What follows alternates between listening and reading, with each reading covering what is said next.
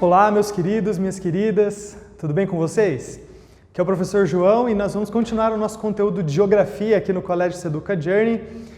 Lembrando, né, só fazendo um breve comentário sobre o nosso conteúdo do vídeo passado, porque foi um conteúdo muito importante que tem a ver também com o conteúdo que a gente vai ver agora, tá?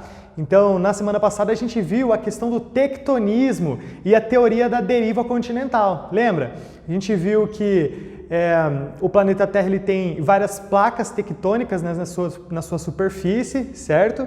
E essas placas tectônicas elas estão em movimento, né? Elas estão em deslocamento sobre o manto terrestre devido, né, a alguns fenômenos científicos que a gente, né, viu também nesse último vídeo, como as correntes de convecção, né, porque o magma do manto, né, ele vai se movendo, o manto ele tem esse movimento primeiro de ascensão, daí depois ele desce, enfim, né, tudo isso a gente viu lá no vídeo da semana passada, e isso explicava, né, toda essa argumentação aí serve para explicar a questão da deriva continental, né? Por que houve essa deriva, essa separação daquele continente único, né, o que se tinha no planeta originalmente, que era a Pangeia, e como esse continente último foi se distanciando, digamos assim, suas partes foram se distanciando até chegar na configuração que a gente tem hoje do nosso globo. Então essa deriva continental acontece por causa do tectonismo, que é o movimento das placas tectônicas, né? Então, basicamente, esse é o ponto mais importante que a gente viu na semana passada, que tem a ver com isso que a gente vai falar agora, tá? Então, a deriva continental ocorre por causa do tectonismo. E o tectonismo, né, a palavra, esse termo, vem de outro conceito científico ou de outra parte, né, do nosso planeta, que são as placas tectônicas. Então, as placas tectônicas, né, lembra que eu contei para vocês lá, falei para vocês da questão daqueles gomos aqueles gomos da bola de futebol, né? Pega uma bola de futebol, tem um monte de gominho, né, que cobre a bola de futebol. O planeta Terra seria tipo isso, né? Tipo, nesse sentido, teria vários gomos, né, cobrindo a superfície do planeta. No caso, os gomos são as placas tectônicas. E essas placas tectônicas estão em movimento, certo? E o que tem a ver, tá, com o conteúdo que a gente vai ver na aula de hoje? A nossa aula de hoje é sobre terremotos e vulcanismo, tá? Então a gente vai aprender um pouquinho sobre por que ocorrem os terremotos e por que ocorrem a atividade vulcânica, né? Por que os vulcões são formados, as erupções vulcânicas, né? Que uma delas inclusive está aparecendo ali para vocês. Por que elas acontecem, meus queridos? É isso que a gente vai ver, tá? E já adianto que, como a gente vai ver, os terremotos e o vulcanismo, eles ocorrem justamente por causa também desses movimentos, tá? Das placas tectônicas, né? E lembrem-se, né, que a gente viu que esses movimentos das placas tectônicas, eles acontecem de três maneiras diferentes, né? E também, além disso, do terremoto e vulcanismo, que a gente vai ver o que tem a ver, né?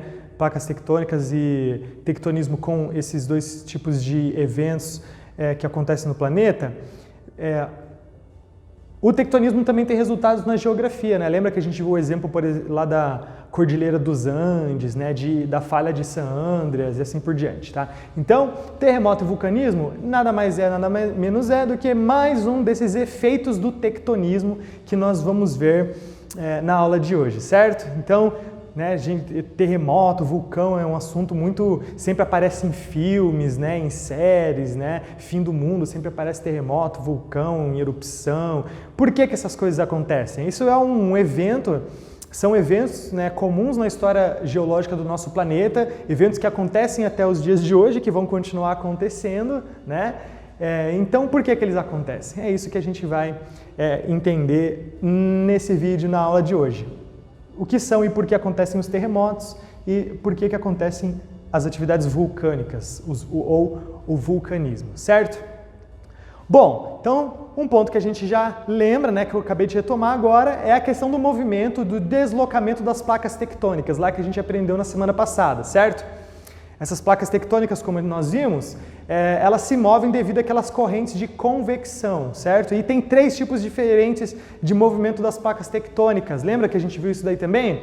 Tem o movimento convergente, o movimento divergente e o movimento transformante. Eu não vou explicar tudo isso daí de novo, mas basicamente é só a gente associar o seguinte: movimento convergente é o que as placas tectônicas estão indo na mesma direção, então se chocando na mesma direção, tá? O movimento divergente é que as placas tectônicas estão indo em direções opostas. E o movimento transformante é que as placas tectônicas estão se distanciando de lado, né? Então elas estão fazendo esse movimento aqui, certo? Uma numa direção, uma na outra, só que de lado, assim, ó, se raspando de lado, tá?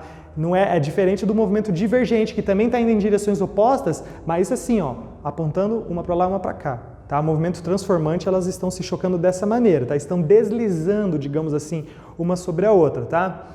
Bom, esse deslocamento das placas tectônicas que nós vimos, ele origina o que, pessoal? Tá? Além lá daqueles acidentes geográficos, de mudanças no relevo que acontecem ao longo de milhões de anos de tectonismo, esse movimento tem um efeito mais rápido, digamos assim, certo?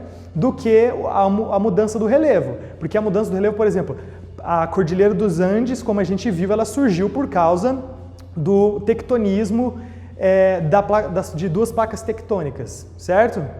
Então, só que isso demorou muito tempo para acontecer, para levantar aquela cordilheira, que é uma formação geológica gigantesca. Agora, existem resultados desse movimento do tectonismo que são mais diretos e que se percebe na natureza de uma maneira mais rápida. Qual que é um desses resultados diretos do tectonismo que você já deve estar percebendo qual é? Os terremotos, né? Então, esse deslocamento, o tectonismo, origina vibrações ou tremores na crosta terrestre, tá? Ou litosfera, certo? Na verdade, não só a litosfera, pode ser na hidrosfera também, porque a crosta terrestre, como a gente já aprendeu, ela é composta tanto pela crosta oceânica como pela crosta continental, né? E esses tremores que acontecem por causa do tectonismo acontecem em ambas as partes, tanto na crosta continental quanto na crosta oceânica, certo? O fato é que, então, por causa do movimento das placas tectônicas, acontecem vibrações e tremores na crosta terrestre, certo? E é justamente essas vibrações e esses tremores que ocorrem por causa do choque das placas tectônicas, tá? Que a gente chama de terremotos ou um termo um pouquinho mais científico, mais técnico, abalos sísmicos, tá? Então, se aparecer numa questão lá para ti, falando sobre abalos sísmicos, é a mesma coisa do que terremoto, tá, meus queridos? Então, terremoto, abalo sísmico, a gente está falando da mesma coisa.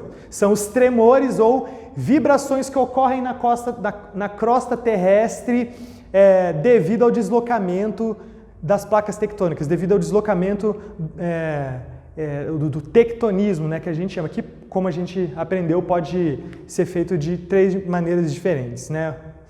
Tudo bem até aqui? Bom, além disso, tá? Tectonismo origina, então, tremores que a gente chama de terremoto ou abalo sísmico, tá? Só que esse tectonismo, tá? Esses deslocamentos nas placas tectônicas, também tem outro resultado direto, que é o quê? A liberação de magma. Lembra o magma, que faz parte lá do manto? Né? O magma, na verdade, tem várias camadas ali da Terra, mas o manto a gente tem onde o magma está em formato mais pastoso, né? E por causa também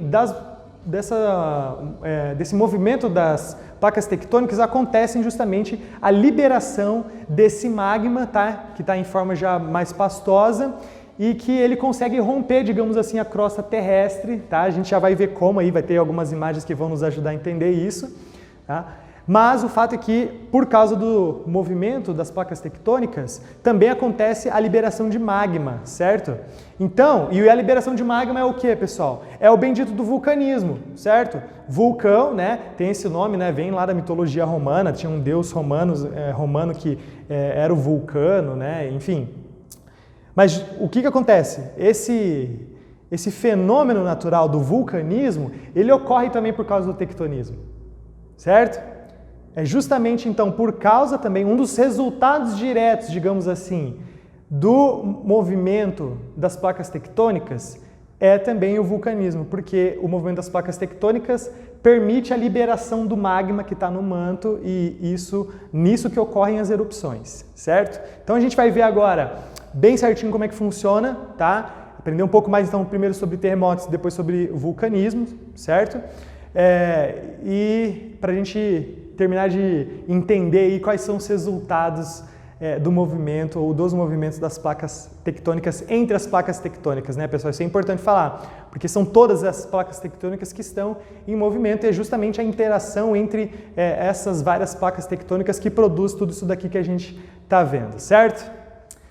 Beleza, meus queridos, tá? Só lembrando, né, esse conteúdo se encontra ali entre a página 39 a 42, tu pode abrir teu livro aí para ir acompanhando esse conteúdo junto comigo, certo? Fica até melhor para tu estudar e para tu gravar bem o conteúdo, beleza? Bom, pessoal, falando sobre os terremotos, tá? Primeiro, vamos começar pelos abalos sísmicos, tá? Só uma informaçãozinha técnica primeiro, tá? O que acontece? Tem um carinha, né, o Charles Francis Richter, tá? Uma pronúncia bem abrasileirada, né, mas tudo bem.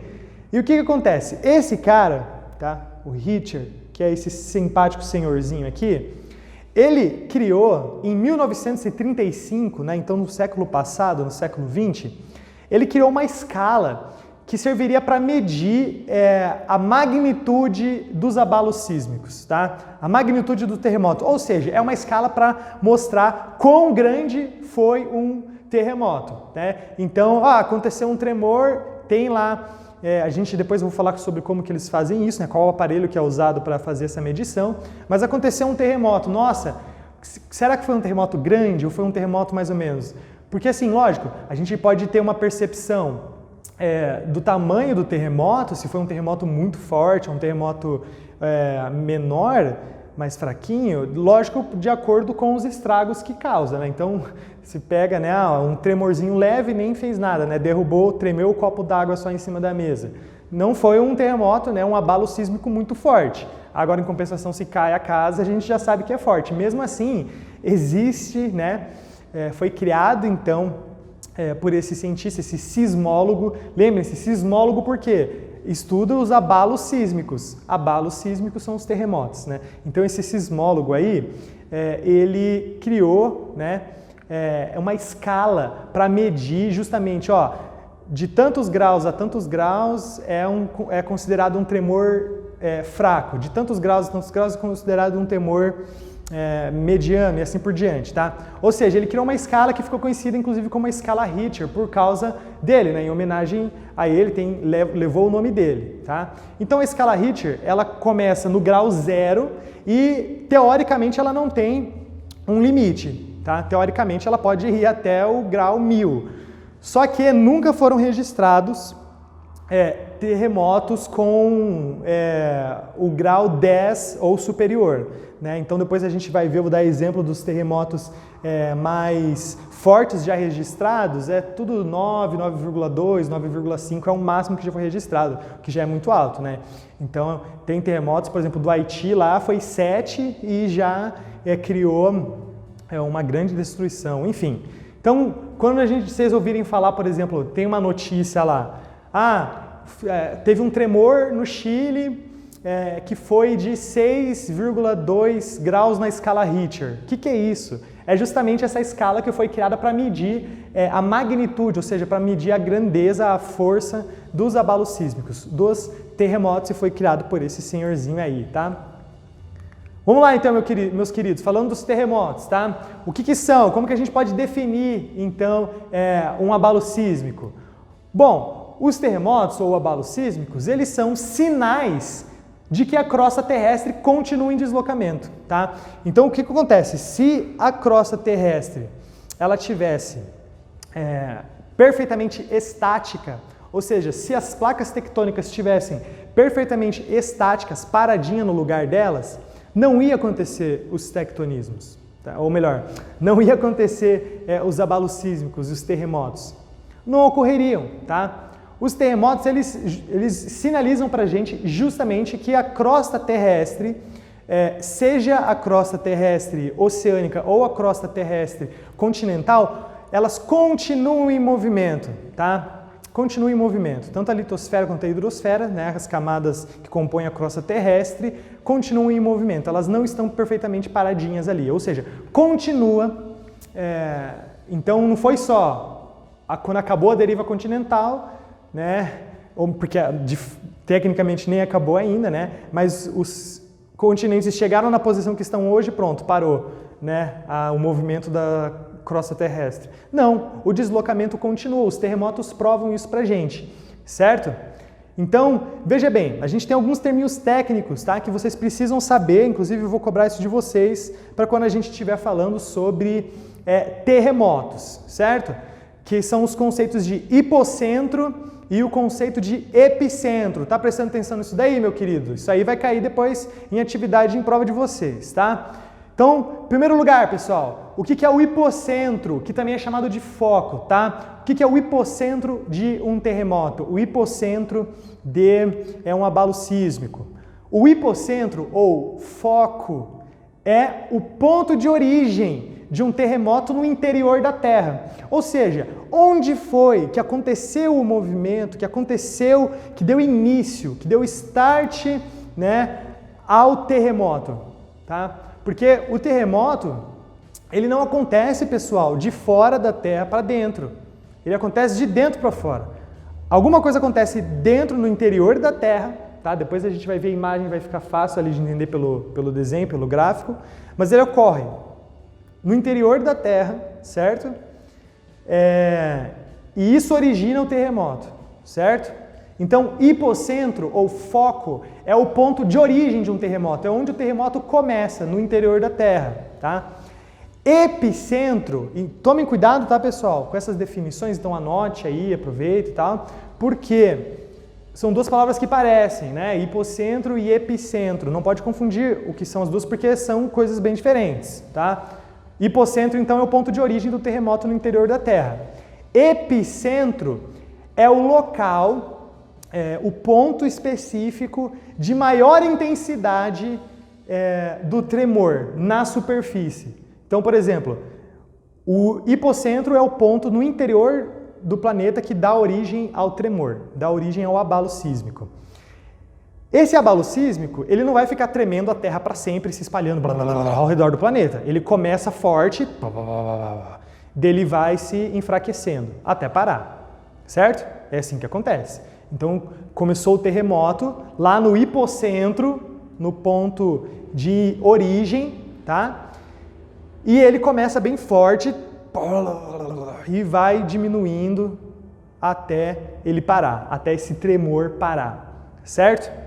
O epicentro é o quê? É o ponto na superfície do planeta de maior intensidade, ou seja, é onde o tremor está mais forte, certo? Então a gente tem o epicentro, ou melhor, o hipocentro, que é onde inicia o tremor, alguma coisa está acontecendo ali que inicia esse tremor. O tremor ele vai forte e vai se enfraquecendo. Esse local onde o tremor é mais forte, meus queridos, a gente chama de epicentro, tá? Então, qual é por exemplo, a gente vê lá notícias sobre terremotos e tal, e também lá os jornalistas, os repórteres, eles sempre falam, o epicentro foi em tal parte, né? Foi em tal cidade. Por quê? Quer dizer o quê? Quer dizer que a parte mais forte, onde mais se sentiu o tremor desse terremoto, foi em tal cidade, né? Tudo bem? E bom, a gente também tem a questão das chamadas ondas sísmicas, é outro termo técnico quando a gente está falando de terremotos, que são aquelas coisas, as ondas sísmicas, elas são justamente quando o tremor está se espalhando, certo? Então tem o hipocentro, que é onde se origina o tremor. Daí o tremor começa a se espalhar. Esse espalhamento, digamos assim, a gente chama de ondas sísmicas. É só imaginar, por exemplo, a gente está falando de uma onda do mar, né? A onda do mar ela vem lá, ela se forma e vem e morre ali na praia. Então, as ondas do mar, esse movimento. As ondas sísmicas é o tremor, tá? Que vai se espalhando a partir do hipocentro. Só que, lógico, quanto mais longe, né, do foco, mais fraco vai ser esse tremor, né? Então, por exemplo, um tremor que começa, se tivesse um tremor forte aqui em Curitiba, por exemplo, que não é o caso, depois a gente vai entender por quê, né? Por que no Brasil não tem terremoto, professor? Ou quando tem é muito, muito pequeno, né? São imperceptíveis e tal. Depois eu explico por quê, tá? Mas digamos que tivesse um grande terremoto aqui em Curitiba, o que não vai acontecer, tá? Pelo menos não é para acontecer naturalmente, né? Se tivesse um grande tremor aqui em Curitiba, se Curitiba fosse o epicentro, ou seja, o local onde é mais forte, a superfície do local de maior intensidade do tremor, quando o tremor chegasse lá, por exemplo, no litoral, ele já ia estar bem fraquinho, ou nem ia ser sentido lá, tá? Porque quanto mais longe do epicentro, tá? E do hipocentro, que é onde se origina, mais fraco daí, certo? Então, as ondas sísmicas é isso, é quando o tremor ele vai se espalhando, tá? O terremoto acontece e vai espalhando esses tremores, e quanto mais longe ali do foco, mais fraco fica, beleza? Então veja bem, pessoal, vamos entender aqui, a gente já viu esses dois termos aqui, tá? Epicentro e hipocentro, então o que acontece? Ó? Veja bem, acompanha aqui comigo. Aqui é o hipocentro. O que a gente acabou de ver sobre o que é o hipocentro? É o ponto onde se origina o abalo sísmico. É o ponto onde se origina o tremor, onde dá origem ao terremoto, certo? Então, detalhe que nesse gráfico aqui, olha só, uma flechinha para cá e outra para cá.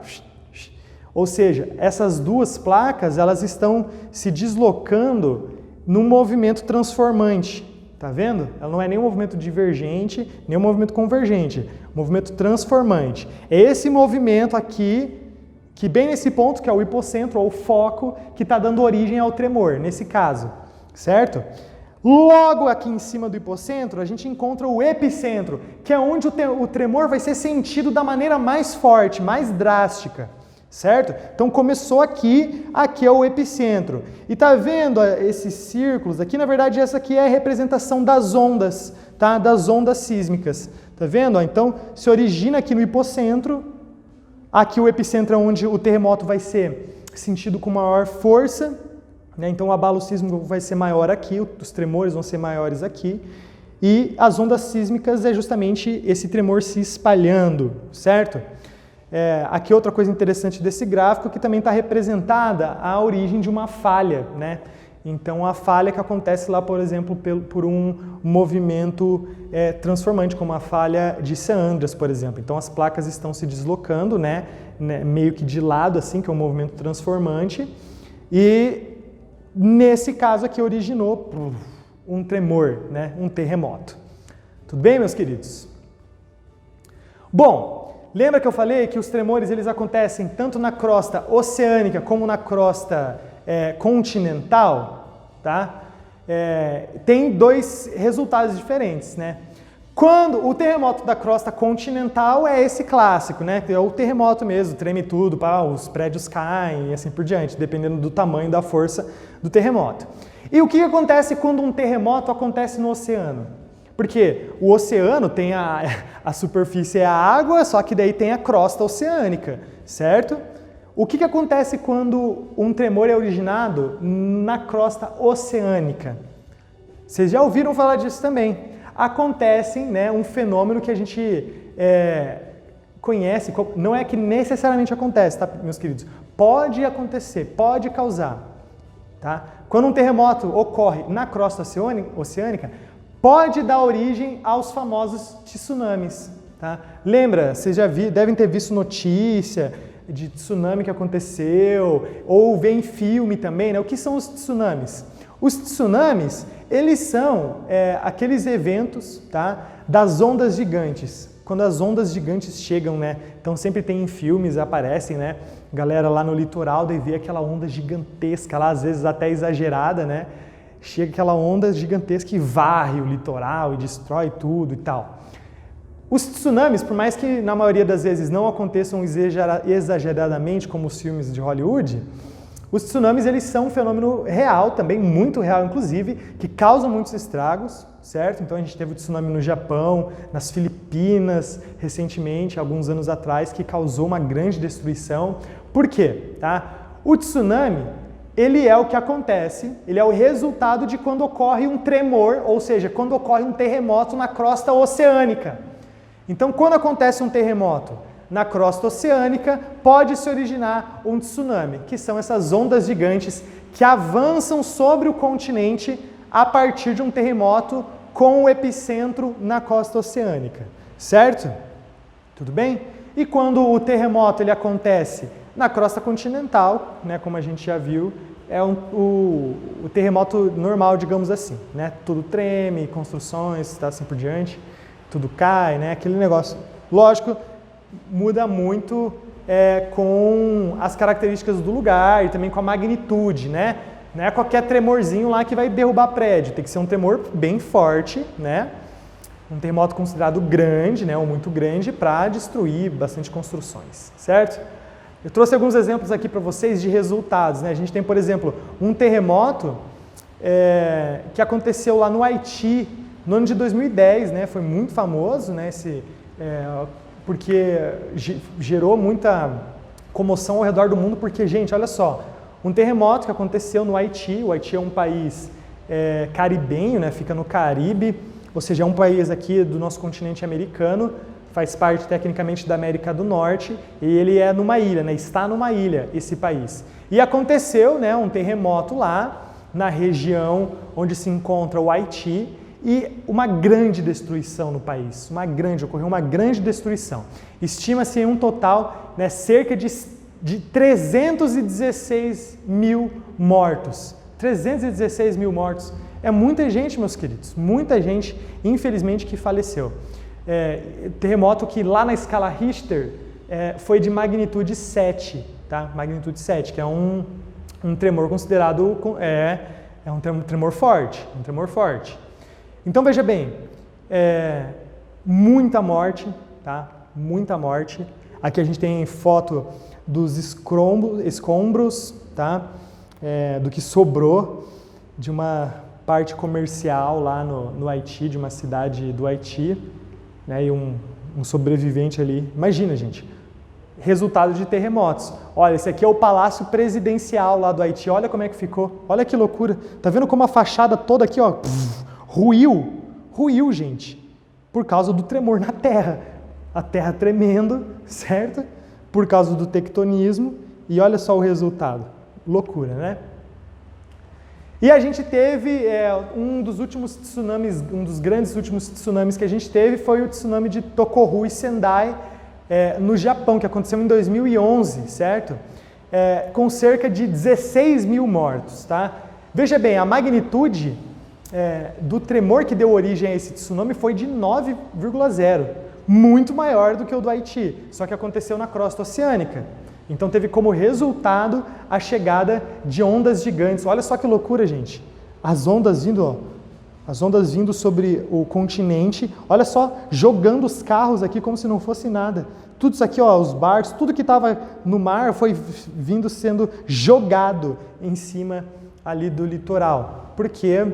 Por causa da força, né? Então, terremoto na crosta oceânica, origina ondas, e essas ondas gigantes, as tsunamis, varrem ali o litoral, né? Então, realmente um evento também muito impressionante, né? Olha essa outra imagem aqui, ó, tá vendo?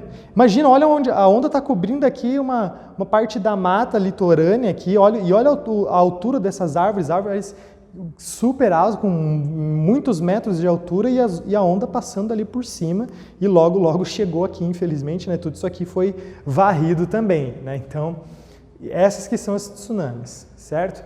Que a gente tem eu trouxe um gifzinho só olha que loucura aqui, gente. Quer ver, ó? Deixa o gif rodar de novo, para vocês verem o carro, ó, jogando o carro aqui como se não fosse nada, ó. Então, causando muita destruição, certo? Então, veja bem, olha o que esse gráfico aqui explica essa questão do tsunami, né? Então, a gente tem o epicentro do terremoto, que é a parte mais forte do terremoto, né, na crosta oceânica, e no epicentro começam a se originar as ondas, tá vendo?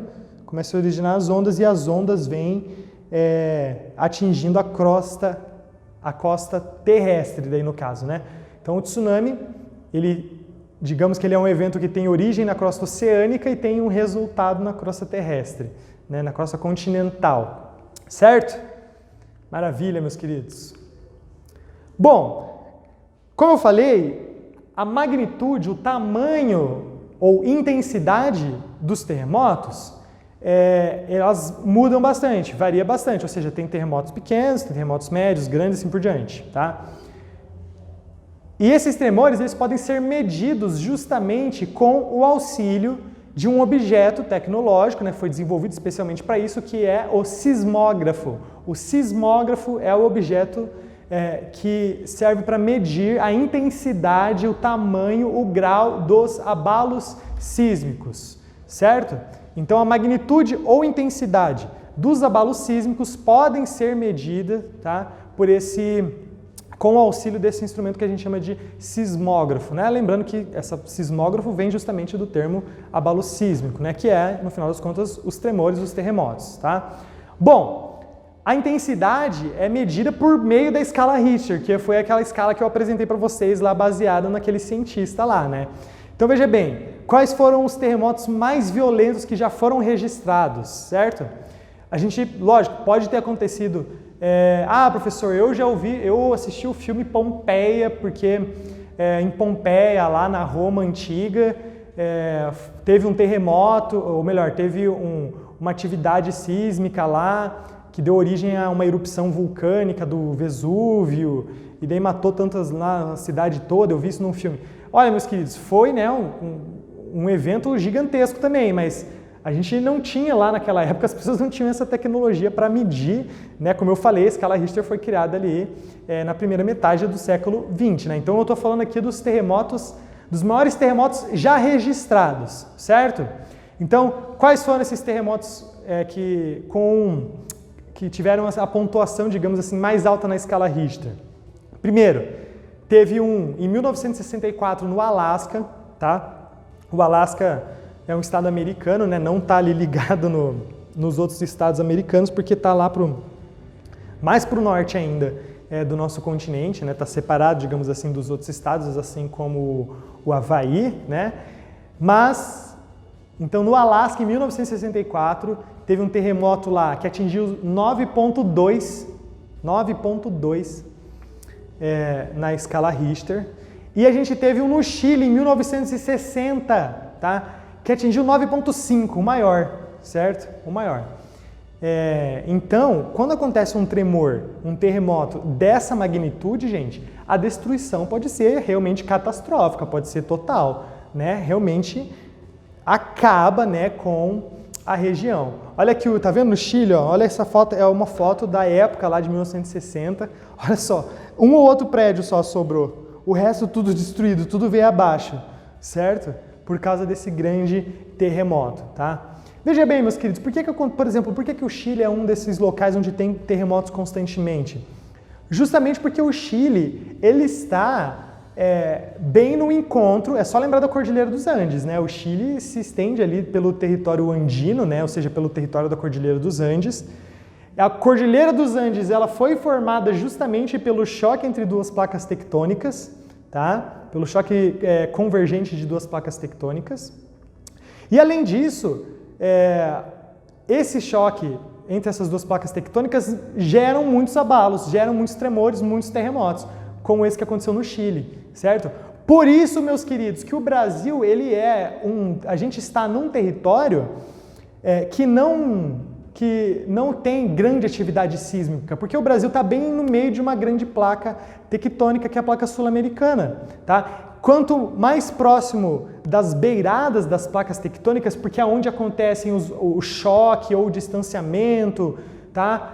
Entre as placas tectônicas, quanto mais próximo do choque entre duas placas tectônicas, mais abalos, mais tremores vai ter, tá? É óbvio isso. E por isso que o Brasil não tem não é tão corriqueiro, ou pelo menos os tremores que chegam até nós são tremores de baixa magnitude, porque a gente está no meio da placa tectônica, A gente não está perto de nenhum choque entre as placas tectônicas, por isso que a gente não tem tanto abalo sísmico, até temos, mas são bem de magnitude baixa, então acabam sendo mais imperceptíveis para nós, tá? Então olha só, meus queridos, aqui eu trouxe para vocês a própria escala Richter para a gente entender aqui esses graus de magnitude. Veja bem, lá está até o 9, mas teoricamente não tem limite para a escala Richter. Então, Deus nos livre, né? Mas teoricamente pode ter um abalo sísmico lá de magnitude 20, 30, que aí vai ser catástrofe total, né? Então, mas só está ali, até mesmo por causa do tamanho da escala, mas também pela questão que, como eu falei, os terremotos com maior intensidade já registraram, não passaram ali de 9,5, tá? Então, veja bem, ó, de 1 na escala Richter até 3,5, o terremoto geralmente não é nem sentido, tá? Mesmo assim pode ser registrado, é considerado aí um tremor, um terremoto bem fraquinho, né? A gente nem sente. Então, por exemplo, se em Curitiba houver um tremor, um terremoto de 3 na escala Richter, a gente provavelmente nem vai sentir, tá? Nem vai sentir. Ele pode até ser registrado, né? Com sismógrafos lá, mas a gente nem vai sentir, tá? De 3,5 até 5,4 na escala Richter, que está aqui nessa faixa, tá? Ele também muitas vezes não é sentido, só que pode causar pequenos danos, né? É a famosa lá, tremedeira leve na casa, daí cai o copo de água e derruba lá, né? Enfim, é um terremoto que também não é forte, que também muitas vezes a gente não sente quando acontece, mas pode causar alguns estragos, certo? De 5,5 até 6, ou seja, essa faixa aqui, geralmente quando acontece um terremoto dessa magnitude é quando começa a ter algum dano em construções. Então daí dá uma rachadura na estrutura da casa, né? Cai uma telha ali e assim por diante. Agora veja bem, ó, aqui já começa os tremores mais fortes, ó, de 6 até 7, então na verdade de 6,1 até 6,9. Já pode causar, um terremoto dessa magnitude já pode causar danos graves, tá? Danos graves em regiões com muitas pessoas, ou seja, em cidades grandes, né, que tem muitas construções, um terremoto que ocorra ali, né, entre 6 e 7, ele não vai ser dos piores da história, mas já pode causar graves danos, certo? De 7 até 7,9 é considerado já um tremor de grande proporção, ou seja, um tremor grande, forte, tá? Que causa danos graves. É só lembrar o que foi o Haiti.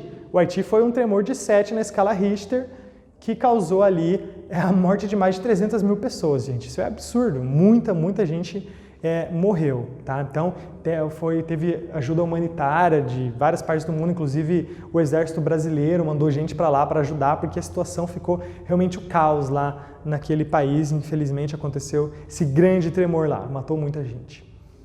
Maior do que 8, tá, meus queridos? É um tremor considerado muito forte, tá? Um tremor considerado muito forte que causa uma destruição praticamente total no local atingido. Foi o caso, por exemplo, lá do Chile, né? Então, quase tudo, tá?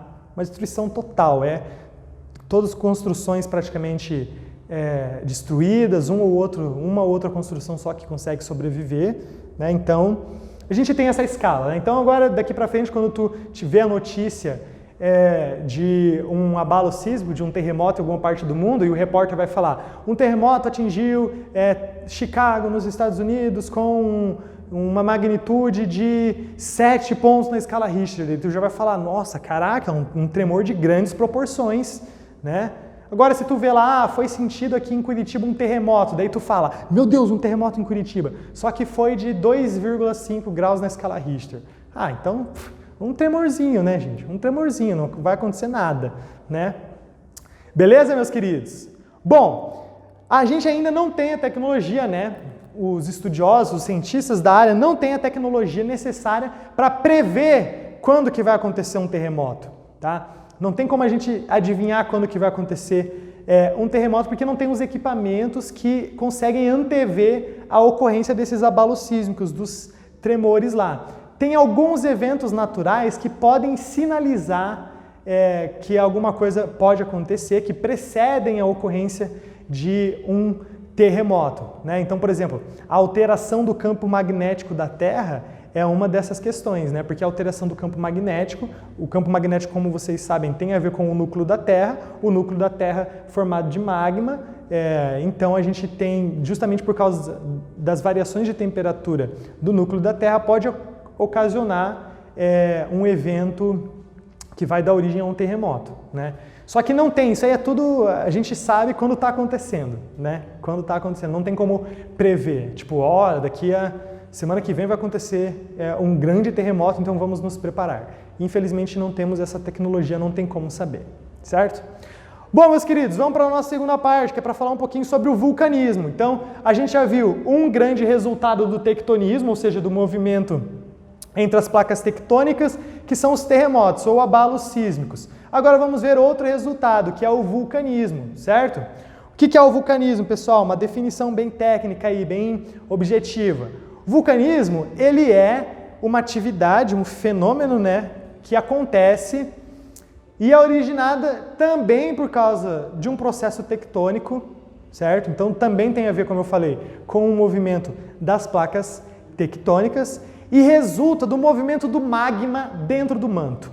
Então, lembrem-se lá das camadas internas e externas do planeta Terra que a gente estudou algumas semanas atrás. A gente tem um núcleo, né? Tem o núcleo interno, núcleo externo, assim por diante. Só que a gente tem o núcleo, daí tem o manto e tem a crosta, certo? O manto, ele é formado por magma, né? Um magma pastoso, certo? Daí o que acontece? O movimento, olha que interessante, o movimento entre as placas tectônicas, elas podem abrir espaço para esse magma que está ali no manto emergir. Então, o magma está em movimento, certo? No manto, ele está, por causa justamente daquele movimento de convecção que a gente já estudou na semana passada, certo? Então, o magma está em movimento. Se abrir uma brecha na crosta terrestre, o magma pode sair, certo? Isso que é uma erupção vulcânica. É quando acontece uma vazão do magma, tá? O magma ele emerge, faz um movimento de ascensão por alguma brecha que é aberta na crosta terrestre devido ao tectonismo, devido ao movimento das placas tectônicas, certo? Ou seja, enquanto o magma está ascendendo no manto, né, então o manto formado por magma, o magma está em movimento dentro do manto terrestre, o manto, ali dentro do manto, o magma vai subindo, certo? Está ascendendo. Isso faz o quê? Uma pressão na litosfera. Uma pressão. A litosfera é a parte mais externa da crosta terrestre, na parte seca, né? Na parte rochosa. Está falando da crosta oceânica. Então, o magma ele vai fazendo pressão, certo? Na litosfera. Se abrir uma brecha na litosfera, nessa parte mais externa da crosta terrestre, o magma vai acontecer uma erupção, certo? Ou seja, na medida em que o magma ascende dentro do manto, uma pressão é originada na litosfera que ocasiona fraturas nas rochas. Então as rochas abrem espaço para o magma que está lá no manto fazendo pressão para o magma sair, certo? Então, esse material, tá, que a gente chama de lava, tá? Lava, não é larva de bicho, tá? De inseto, é lava, certo? Não, no vulcão não saem larvas e cinzas, tá? Do vulcão sai lava, beleza, meus queridos? Então, esse material, a lava, ela é fluida, né? Líquida, né? Por isso que ela vai escorrendo, né? Explode e vai escorrendo assim, tá? E ela também é de altíssima temperatura, tá? E como que ela chega à superfície, então? Pelo que a gente chama de chaminé, tá? Chaminé. Então, imagine uma casa com chaminé, certo? Por onde sai a fumaça para fora, né, da casa. O vulcão tem a mesma coisa, tá? Então, o que acontece, ó? Veja aqui comigo esse gráfico que ilustra uma atividade do vulcanismo. A chaminé central, tá vendo? Pode ter mais de uma chaminé, certo? Então a gente tem aqui, ó, a chaminé, o magma, ele vai subir pela chaminé e vai ser expelido, certo? Isso aqui é uma erupção, o magma sendo expelido, certo? No vulcão. Então olha esses passos aí de uma atividade vulcânica. Tem no livro de vocês, tá? Mas vamos acompanhar ali, ó. Aqui no número 1, o que acontece? A gente tem o magma, tá? Que fica ali na chamada asterosfera, tá? Astenosfera, que é essa parte mais abaixo aqui, beleza? Então a gente tem o magma ali em forma mais sólida, tá? Ainda não está numa forma líquida da mesma maneira que vai acontecer, que vai sair na erupção, beleza? E ele vai ascendendo, ou seja, ele vai subindo como se fosse por meio de um sistema de encanamentos, certo? Até chegar na litosfera. Lembrando que a litosfera é a camada mais externa da crosta terrestre, da crosta continental. E esse magma, daí, ele vai ser expelido, que é a lava, né, meus queridos? Tudo bem? Então, veja bem, meus queridos, o vulcanismo, ele também é resultado do movimento das placas tectônicas, do tectonismo, assim como os terremotos, certo? Hoje em dia, né, a gente tem também toda uma área de estudos sobre a atividade dos vulcões, certo? Que os especialistas, né, a galera que dedica a vida para estudar os vulcões, para saber quais vulcões estão ativos, tá? Eles são chamados de vulcanólogos, certo?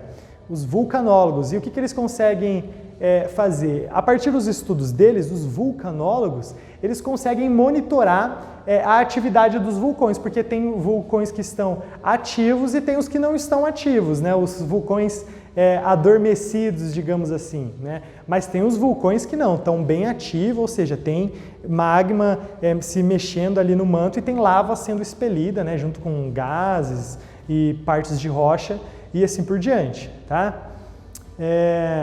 Então, o que acontece?